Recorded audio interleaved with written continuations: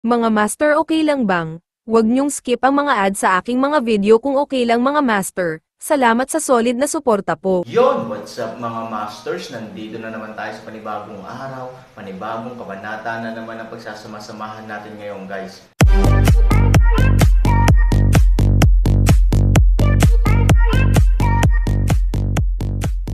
Bali mga masters, kung bago ka pa lang po sa aking YouTube channel, please click the subscribe button, lalong-lalo na po yung notification bell guys, para maging connected pa rin tayo sa isa't isa at maging updated kayo sa mga susunod ko pang video. Bali mga masters, bago natin umpisahan ng kwento ay mag-shoutout po muna tayo para sa mga solid nating tagapakinig. Shoutout kay Raimundo Dayundon at shoutout kay Goshen PH. Yun na nga mga masters, no? Bali hindi na ito patagalin. In 3, 2, 1, let's go! Nang marinig ito, halatang natigilan si Aaron.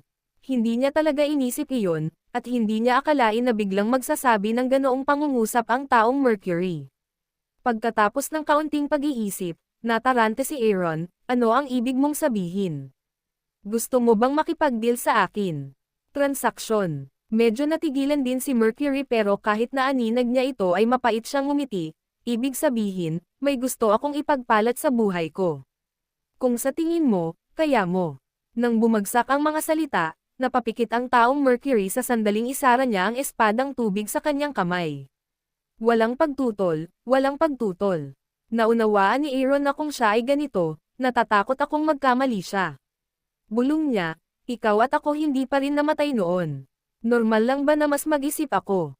Tumanggo siya, oo, ang ganda talaga ng sinabi mo.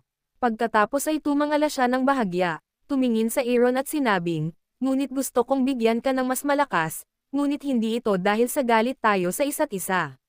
Mamamatay na lang ako. I have some regrets and don't want to bring them into the coffin.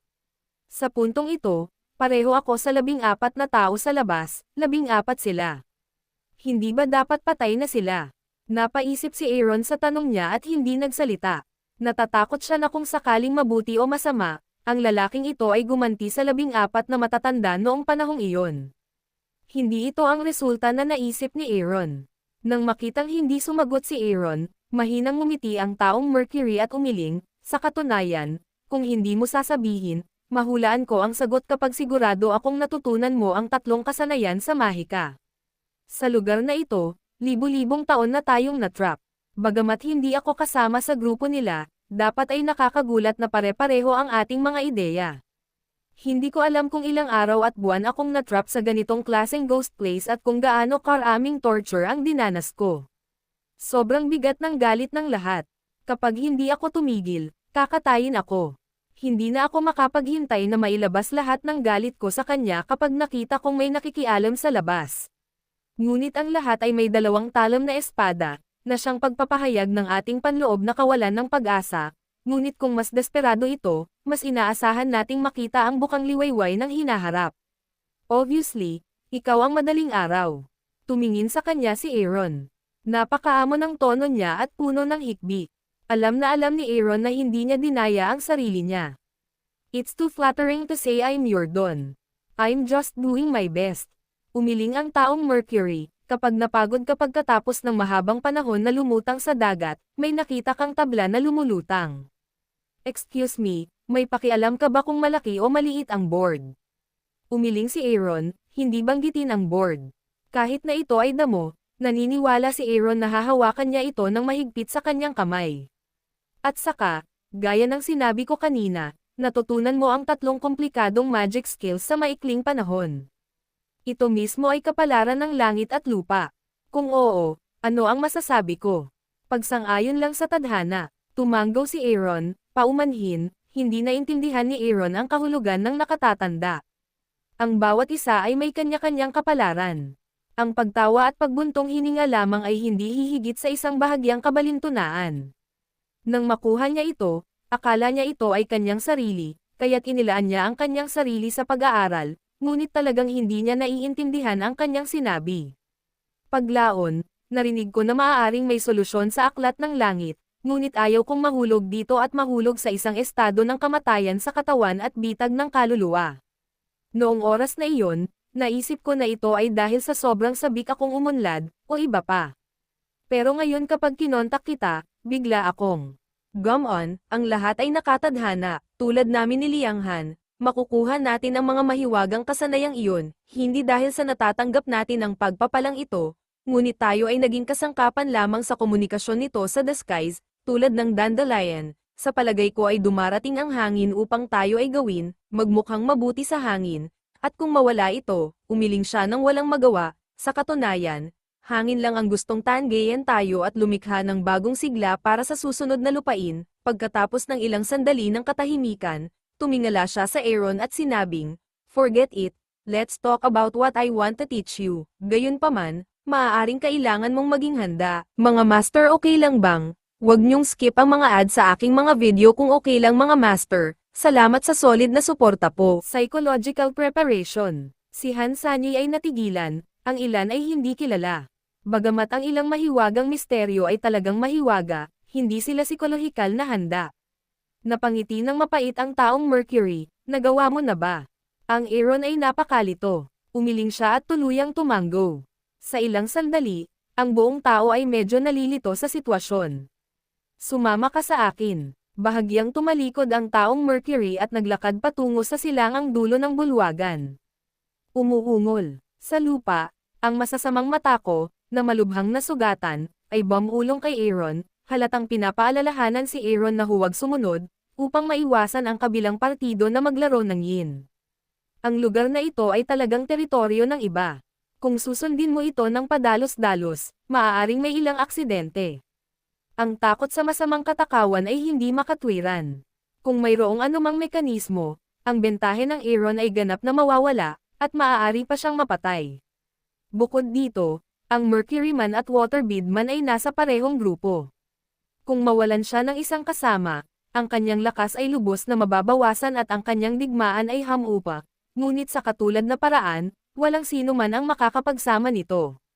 Ang taong ito ay isang mababang profile lamang, at pagkatapos ay relax ang kanyang pagbabantay at paglaruan si Yin sa kanyang sarili. Bilang karagdagan, ang kanyang hindi maipaliwanag na pangungusap ng psikolohikal na paghahanda ay tila nagpapaliwanag sa lahat ng oras. Ang posibilidad na ito ay tila napakahusay. Ngunit laging nararamdaman ni Han Sanchen na ang tandang ginawa lamang ng taong Mercury sa kanyang harapan ay hindi tulad ng pag-arte. Minsan, ang tunay na pag-iisip ng isang tao ay mararamdaman sa galaw at tono ng kanyang katawan. Hindi totoo na wala kang magawa sa buhay mo. Bukod dito, dahil naniniwala siya sa kanyang sarili at nais niyang ibigay ang kanyang pinakamahalagang bagay sa kanyang sarili, tila ba ay hindi magalang kung siya ay nagmumukha pa ring kawalan ng tiwala. Sa pag-iisip ko, nito, nagpa siya si Aaron. Akmang iyangat niya ang kanyang hakbang, huminto ang taong Mercury doon, tumingin pabalik sa Aaron, nakita niyang hindi niya itinaas ang kanyang mga paa upang sumunod, at nagtanong, "Ano ang problema?"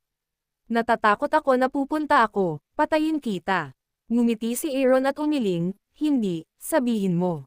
Pagkatapos nito, pumunta si Aaron sa gilid ng masamang mata ko, tinapik ang ulo nito, malumanay na inaliw at sinabing, "Huwag kang mag-alala, ayos lang, babalik ako kaagad.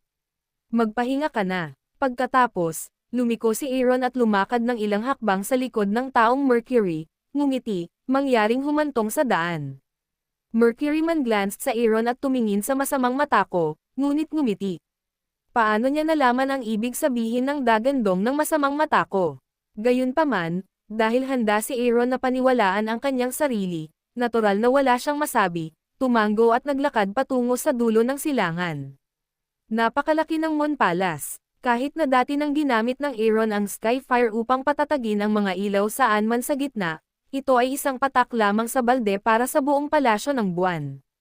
Habang lumalalim ka, mas malalalim ang mga ilaw sa paligid mo, hanggang sa tuluyang magdilim. Ang mga simpleng taong Mercury ay dumadaan sa lahat ng paraan. Kapag ang kanilang mga daliri ay itinaas, ang mga ilaw sa kanilang paligid ay halos hindi magkakasama. Bagamat tumalon ang ilaw ng kandila, kahit papaano ay malinaw na nakikita ng mga tao sa madilim na lugar. Alam mo ba kung bakit tinawag na Moon Palace ang lugar na ito? Naunang naglakad ang lalaking Mercury at biglang bumuka ang bibig. Ito ay dahil ang Moon Lake ay isang hugis ng buwan, natural, at ang Moon Palace ay nasa loob nito, kaya ito ay pinangalanan. Sinabi ni Aaron ayon sa kanyang sariling pangunawa, kung mas pumunta ka sa silangan, mas mahalumigmig ang lupa, kahit na ang Aaron ay nakakaramdam ng mga mantsa ng tubig sa mga tile sa sahig, hindi, umiling ang lalaking Mercury. Sumimangot si Aaron, hindi talaga maintindihan ni Aaron. Sana mabigyan mo ako ng payo, ngumiti si Mercury. Sa totoo lang, medyo biglaan din yung sinabi ko kanina. Hindi naman mali lahat ng sagot mo. Dapat sabihin na half right ka. Nga pala, maliit na kalahati, ang Moon Palace at Moon Lake ay may ganitong pangalan dahil sila ay parang buwan, ngunit sila ay bumubuo ng isang hugis dahil sa isang bagay. Oh, yan ang ibibigay ko sa'yo. Andito na tayo. Pagkatapos ay itinaas ni Aaron ang kanyang mga mata at nakita ang isang malaking pintuang bato sa harap nila. Storytelling channel sa YouTube. Ito ay, sa pagtingin sa matayog na gate na ito, hindi napigilan ng Aaron na makaramdam ng matinding gulat. Parang natural moat, nakaharang sa daan. Ang templo ng buwan, ang lugar kung saan umiiral ang kayamanan ng buwan. Isang maliit na ngiti, kayamanan ng buwan. Nagtaka si Aaron. Tumango ang taong Mercury, gusto mo bang makarinig ng kwento? Bagamat hindi nakaimik si Aaron, sabik siyang tumingin sa kanya at ipinakita na ang kanyang saloobin. Sa octagonal na mundo, minsan ay may isang nakahiwalay na isla, ethereal sa kawalan. Bawat 12 GZ ay muling nagkatawang tao at lumitaw sa malawak na dagat ng octagonal na mundo. Sa oras na iyon, ang lahat ng mga pagong sa dagat ay magtitipon at mag-uugnay sa isa't isa gamit ang kanilang mga shell, at sa wakas ay bubuo ng isang malaking Turtle Island. Matapos mabuo ang isla ng pagong, may isang matandang hindi alam kung saan manggagaling o kung saan manggagaling, at pagkatapos ay biglang darating at lilito sa isla ng pagong. Ang maling pamilya ng mga shell ng pagong ay komplikado. Hindi lamang ito bumubuo ng isang isla, ngunit bumubuo rin ng isang kalsada ng mga pattern ng shell. Kung mali ang solusyon ng mga pumunta sa isla, haharapin nila ang pagkakawatak-watik ng mga balat ng pagong, at natural na malilibing ang mga tao sa malawak na dagat. Kung tama ang solusyon, maaari mong maayos na makapasok sa isla at makita ang misteryosong matanda. Ang matanda ay magtatakda ng laro ng buhay at kamatayan sa isla. Ang kaliwa ay para sa buhay, ang kanan ay para sa kamatayan, ang buhay ay ang 10,000 Tortoise Spirit Array, at ang kamatayan ay ang Spirit Tortoise Chess Game. Ang bawat wen at isang wu ay malapit na konektado. Bagamat ang kaliwang bahagi ay kilala bilang larong pangkalusugan, may mga pagkakataon sa pagpatay sa lahat ng dako sa 10,000 Tortoise Spirit Array. Sa katunayan, maaari itong tawaging lugar ng kamatayan. Kahit na ang lugar ng kamatayan ay isang laro ng chess, ang lugar ng laro ng chess ay medyo malawak. Ang bawat piraso ng chess lamang ay isang 10,000 taong gulang na pagong. Ang mga taong naglalaro ng chess ay maaari lamang maglaro sa larangan ng chess. Kung tungkol sa larangan ng chess, hindi ito naiiba sa panlabas na butil. Kapag natalo sila sa chess, hindi maiisip ang kahihinatnan. Mawawala ang chessboard sa isang iglap, at ang mga tao sa chessboard ay mahuhulog din sa isang iglap. Sila ay kakagaitan ng libu-libong pagong at sa huli ay mamamatay ng walang buong katawan. Paano kung manalo ka? Tanong ni Aaron. Kung nanalo ka, ang matanda ay may hawak na 100 treasure bags. Maglalabas siya ng kayamanan sa kanyang kalooban at ibibigay sa taong nakatadhana. Mercury sang katauhan. Pagkatapos ay ngumiti siya ng mapait, gayunpaman, mayroong daan-daang mga kayamanan sa bag ng kayamanan, ngunit hindi ito nangangahulugan na ang lahat ay isang kayamanan para sa sinuman. From the lowest level with the ordinary swords, it has everything, and there should not be. Kaya kung sawi ka, baka ang isusugal mo sa buhay mo ay basurang damo na basta-basta mapupulot sa tabing kalsada. Noong ako ay naninirahan sa 8 direksyong mundo, minsan ay narinig ko ang tungkol sa isang matanda na, pagkatapos mawalan ng braso at binti sa huli, ay pinalitan lamang ng isang balahibo ng manok. Ang pagnanakaw ng manok ay hindi mawawala ang isang dakot na bigas. Pagkatapos dahil sa kawalan ng mga braso at binti, siya ay mabilis na dinampot at nawala ang kanyang orihinal na posisyon bilang isang tunay na Diyos. Tumango si Aaron, nawalan ng malaki dahil sa maliliit na bagay. Sobrang lungkot talaga niya. Inilimbag din ang pangungusap na iyon, nanalo sa malambot na pelikula ng club at natalo sa pagtatrabaho sa dagat. Gayunpaman, sa paglipas ng mga taon, maraming tao ang nakadikit pa rin sa isla ng Lingway. Maraming mayaman at makapangyarihang pamilya ang nagmula pa sa tinatawag na Shingshu Turtle Divination Department para sa layuning ito. Ang layunin nito ay kalkulahin ang oras at lugar ng susunod na paglitaw ng isla ng Lingwei. Noong mga panahong iyon, noong ako ay naninirahan sa 8 Directions World, ang eksena ay buhay na buhay. Speaking of this, ang taong Mercury mismo ay napabuntong hininga din ng abnormal. Siguro siya lang ang nakakaalam at ang pinakahanga sa mga tanawin ng taong iyon. Napakalaking kawalan, ngunit mayroon pa ring hindi mabilang na mga tao na desperadong sumusubok na pumasok. Sa palagay mo ba ay dapat mayroong anumang mga bihirang kayamanan sa treasure bag? Tanong ni Aaron. Ang taong Mercury ay tumango, oo, may isang walang katulad na kayamanan na nakatago sa treasure bag. Walang nakakita sa kayamanan na ito, ngunit ito ay matagal nang ipinakalat sa Jiangho. Ito ay isang kayamanan. Ito ang pinakamagandang bagay ng misteryosong matandang lalaki at ang maingat na pagsisikap ng misteryosong matandang lalaki. Sinasabi na kapag nakuha mo ang kayamanan na ito, hindi mo lamang mapangasiwaan ang mundo, ngunit mabubuhay ka rin ng libu-libong taon nang hindi nagdurusa sa reincarnation. Alam mo ba ang ibig sabihin nito? Tumango si Aaron. Siyempre, alam niya kung ano ang ibig sabihin nito, na ang ibig sabihin ay maaaring lumipad ang sinuman sa mga sanga at maging isang phoenix. Ang mga talunan ay sumalakay at natapos ang reforma at pagbabago ng buhay. Para sa mga medyo makapangyarihan na, ang bagay na ito ang pinakamahalagang hakbang sa kanilang buhay. Kahit na ang tunay na Diyos ay maaaring i-veto ang takbo ng tatlong katlo ng mundo at gumawa ng kanilang sariling mga desisyon at mangibabaw sa mundo. Hindi ito pumapasok sa pagdurusa ng reinkarnasyon, ngunit maaari itong tumagal magpakailanman. Sa wakas ay mauunawaan na ni Aaron kung bakit maaaring maging napakadilim ng pagtatapos, ngunit hindi pa rin niya mapigilan ang sigasig ng mga taong iyon. Ang bagay na ito ay ang kayamanan ng buwan, hindi ba? Biglang tanong ni Aaron. Yun na nga mga masters, no? Bali panibagong kabanata na naman yung natapos natin ngayong gabi. Muli, maraming salamat po talaga sa walang sawang suporta po sa aking YouTube channel na talagang inaabangan nyo po ang bawat upload ko po. Bali mga masters, magkita-kita ulit po tayo bukas ng gabi at ngayon po ay magpapaalam po muna tayo. Bali mga masters, bye-bye!